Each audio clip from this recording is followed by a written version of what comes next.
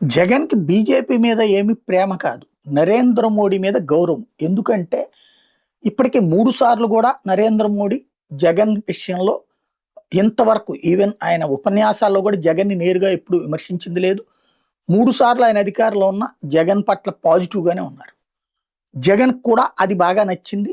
ఆ స్థాయి వ్యక్తి ప్రపంచంలో అందరి చేత అభిమానం పొందుతున్నటువంటి నరేంద్ర మోడీ తన పట్ల పాజిటివ్‌గా ఉండటం జగన్‌లో ఉన్నటువంటి ఒక పాజిటివ్ వైబ్రేషన్. రెండవదొచ్చేటప్పటికి యాజ్ ఫర్ భావజాలం పరంగా చూస్తే భారతీయ జనతా పార్టీకి పూర్తి వ్యతిరేక భావజాలంలో ఉన్నటువంటి వ్యవస్థ జగన్.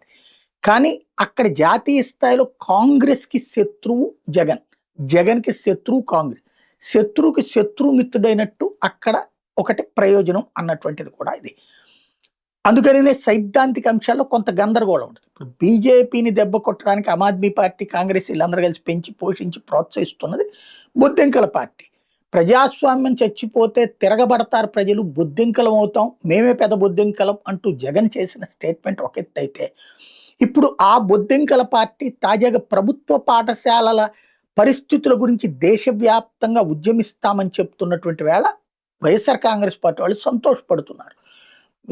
ఎందుకంటే ప్రభుత్వ పాఠశాలలలో పిల్లలు స్కూళ్ళకి కూడా రావడం మానేస్తుంటే, పిల్లలని చిన్న సందర్భంలోనే స్కూలు మానిపించి పొలం పనులకు తీసుకెళ్తున్న తల్లిదండ్రులకి ఒక రకంగా లంచం ఇచ్చి, అమ్మ ఒడి అనే డబ్బులు ఇచ్చి వాళ్ళని చదివించండి అని చెప్పినటువంటిది జగన్మోహన్ రెడ్డి. అట్లాగే స్కూళ్ళల్లో నాడు నేడు కింద దాదాపుగా 40,000 స్కూళ్ళని బాగు చేసినటువంటి ఘనత జగన్. ఇంకా చేయాల్సినవి ఉన్నాయి.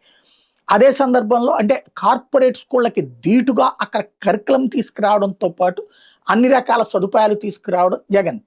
ఆ విధంగా రాష్ట్రంలో తీసుకొచ్చాడు. ఇంకా తీసుకొద్దాం అనుకున్న టైంలో వెళ్ళిపోయాడు.